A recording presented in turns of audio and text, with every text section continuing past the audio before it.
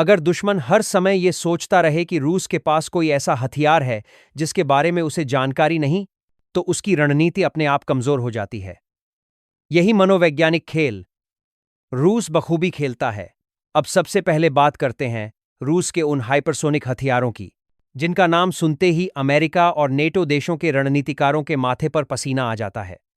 Hypersonic का मतलब होता है आवाज से 5 गुना या उससे भी ज्यादा तेज रफ्तार। अब आप सोचिए, जब आवाज से भी 5 गुना तेज कोई मिसाइल उड़ रही हो, तो उसे रोकने के लिए कितना कम समय मिलेगा। रूस की जिरकॉन और किंजल मिसाइल इसी कैटेगरी में आती हैं। ये सिर्फ तेज नहीं है एंड बाय फ्रेंड है वर्ड, बल्कि बेहद स्मार्ट भी हैं। इनकी सबसे बड़ी खासियत यही है कि ये उड़ान के दौरान अपनी दिशा बदल सकती हैं। यानी दुश्मन का रडार अगर एक पल के लिए इन्हें ट्रैक कर भी ले, तो अगले ही पल ये अपनी दिशा बदल देती हैं और डिफेंस सिस्टम धोखा खा जाता है। आप इसे ऐसे समझिए जैसे कोई सीधी गोली नहीं, बल्कि एक जिंदा चीज आपकी तरफ आ रही हो, जो हर सेकंड अपना रास्ता बदल सकती है। यही वजह है कि दुनिया के सबसे एडवांस एयर डिफेंस सिस्टम भी इन मिसाइलों के सामने बेबस नजर आते हैं। जब कोई मिसाइल इतनी तेज हो कि दुश्मन को जवाब देने का वक्त ही न मिले, तो उसका असर सिर्फ तबाही तक सीमित नहीं रहता। इसका असर दुश्मन की सोच पर पड़ता है। रूस इसी साइकोलॉजिकल प्रेशर पर काम करता है। कई एक्सपर्ट मानते हैं कि रूस के पास अभी भी ऐसे हाइपरसोनिक प्रोजेक्ट्स हैं जो अभी लैब और टेस्टिंग स्टेज में हैं और जिनकी जानकारी दुनिया को शायद सालों बाद मिलेगी। Poseidon nuclear under water drone. अब जरा समुद्र के नीचे की दुनिया में ऐन चलते हैं। आमतौर पर लोग सोचते हैं कि जंग जमीन और आसमान में लड़ी जाती है, लेकिन रूस ने समुद्र के नीचे को भी युद्ध का मैदान बना दिया है।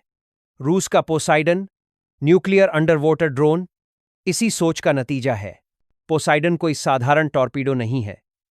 ये एक ऐसा अंडर वाटर ड्रोन है जो हजारों किलोमीटर तक बिना रुके समुद्र के नीचे सफर कर सकता है। इसकी सबसे खतरनाक बात यह है कि यह बेहद गहराई में चलता है, जहां दुश्मन के ज्यादातर सोनार सिस्टम काम ही नहीं करते। अगर इसे न्यूक्लियर वॉरहेड से लैस किया जाए, तो इसका असर सिर्फ एक शहर तक सीमित नहीं रहता। कई एक्सपर्ट मानते हैं कि ऐसा हथियार तटीय इलाकों में सुनामी जैसी तबाही भी मचा सकता है। यही वजह है कि पोसाइडन को दुनिया के सबसे डरावने हथियारों में गिना जाता है। रूस की सोच यहां बहुत साफ है। अगर दुश्मन ने जमीन और आसमान में अपने डिफेंस सिस्टम को मजबूत कर लिया है, तो हमला उस रास्ते से करो जहां उसकी कल्पना भी नहीं जाती। यही कारण है कि रूस सबमरीन और अंडर वाटर टेक्नोलॉजी पर इतना जोर देता है। कई रिपोर्ट्स में यह भी दावा किया गया है कि रूस की कुछ सबमरीन इतनी शांत होती हैं कि वो दुश्मन के सोनार सिस्टम के सामने लगभग अदृश्य हो जाती हैं। थर्मोबैरिक हथियार तोस एक और तोस दो। अब बात करते हैं रूस के उन हथियारों की जिनका नाम सुनते ही रोंगटे खड़े हो जाते हैं।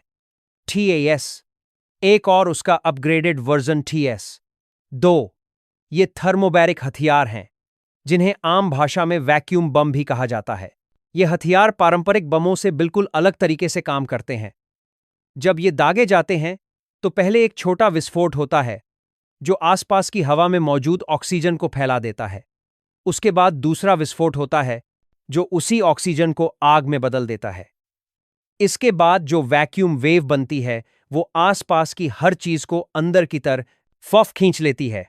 इसका असर इतना खतरनाक होता है कि मोटे मोटे बंकर, दीवारें और सुरंगें भी बेकार हो जाती हैं। जो दुश्मन सोचता है कि वो जमीन के नीचे सुरक्षित है, वो भी इस हथियार से नहीं बच पाता।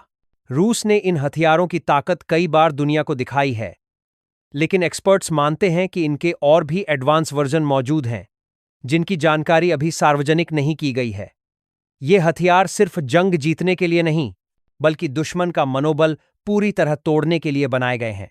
रूस के इलेक्ट्रॉनिक वॉरफेयर सिस्टम। अब बात करते हैं उन हथियारों की जो दिखते नहीं, लेकिन असर सबसे ज्यादा खतरनाक होता है। आज की लड़ाई सिर्फ बंदूक, टैंक और मिसाइल की नहीं, बल्कि डेटा, सिग्नल और कम्युनिकेशन की भी है। और रूस इस खेल को बहुत अच्छे से समझता है। रूस के पास ऐसे इलेक्ट्रॉनिक वॉरफेयर सिस्टम हैं जो दुश्मन के GPS सिस्टम को जाम कर सकते हैं, ड्रोन को हवा में ही बेकार बना सकते हैं और सेना के कम्युनिकेशन नेटवर्क को कुछ ही सेकंड में ठप कर सकते हैं। आप इसे ऐसे समझिए कि बिना एक भी गोली चलाए दुश्मन की पूरी सेना को अंधा और बहरा बना देना। सैनिक मौजूद हैं, हथियार मौजूद हैं, लेकिन उन्हें यही नहीं पता कि आदेश कहां से आएंगे और दुश्मन कहां है।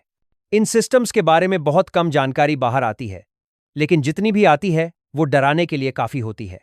कई देशों ने खुले तौर पर माना है कि रूस की इलेक्ट्रॉनिक वॉरफेयर क्षमता दुनिया में सबसे खतरनाक मानी जाती है। एंटी सैटेलाइट और स्पेस वॉरफेयर हथियार। अब जरा जमीन, समुद्र और आसमान से भी ऊपर चलते हैं, यानी स्पेस में। बहुत कम लोग जानते हैं कि रूस स्पेस वॉरफेयर पर भी तेजी से काम कर रहा है।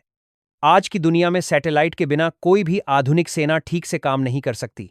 नेविगेशन, कम्युनिकेशन, मिस आइल गाइडेंस, मौसम की जानकारी, सब कुछ सैटेलाइट पर निर्भर करता है। और अगर किसी देश के सैटेलाइट ही काम करना बंद कर दें तो उसकी पूरी मिलिट्री मशीनरी लड़खड़ा जाती है। रूस इसी कमजोरी को निशाना बनाता है। रिपोर्ट्स के मुताबिक रूस के पास ऐसे एंटी सैटेलाइट हथियार हैं जो सैटेलाइट के सिग्नल को जाम कर सकते हैं, उन्हें ब्लाइंड कर सकते हैं या जरूरत पड़ने पर नष्ट भी कर सकते हैं।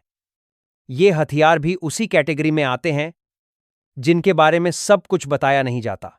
बुरेवेस्टनिक, अंतहीन उड़ान वाली न्यूक्लियर मिसाइल। अब आते हैं रूस के एक ऐसे हथियार पर जिसे सुनकर साइंस फिक्शन फिल्म याद आ जाए।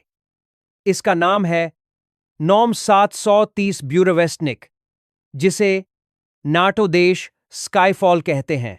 ये एक न्यूक्लियर पावर्ड क्रूज मिसाइल है। अब आप सोच रहे होंगे, न्यूक्लियर पावर्ड का मतलब?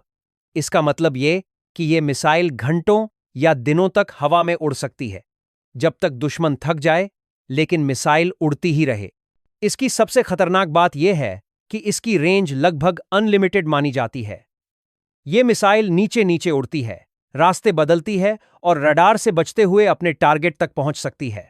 अगर कभी ऐसा हथियार पूरी तरह ऑपरेशनल हो जाए तो दुश्मन के लिए यह अंदाजा लगाना भी मुश्किल हो जाएगा कि हमला कब और कहां से होगा। यही वजह है कि रूस इस प्रोजेक्ट को लेकर बेहद चुप्पी साधे हुए है। क्लब के कंटेनर में छुपा मिसाइल सिस्टम। अब जरा एक चालाक और बेहद खतरनाक हथियार की बात करते हैं। नाम है क्लब के मिसाइल सिस्टम। यह दिखने में बिल्कुल एक आम कार्गो कंटेनर जैसा होता है, जो आपको बंदरगाह, ट्रेन या ट्रक पर कहीं भी दिख सकता है। लेकिन इसके अंदर छुपा होता है पूरा मिसाइल लॉन्च सिस्टम। इसका मतलब यह हुआ कि दुश्मन को पता ही नहीं चलेगा कि कौन सा कंटेनर सामान ले जा रहा है और कौन सा मौत। यही वजह है कि इसे सबसे डिसेप्टिव हथियारों में से एक माना जाता है। हालांकि रूस इस सिस्टम को लेकर ज्यादा प्रचार नहीं करता, लेकिन एक्सपर्ट मानते हैं कि युद्ध के समय ऐसे हथियार सबसे ज्यादा खतरनाक साबित हो सकते हैं। हम फिर मिलेंगे एक नई कहानी, एक नए राज्य और एक नई वीडियो के साथ। तब तक के लिए जय हिंद।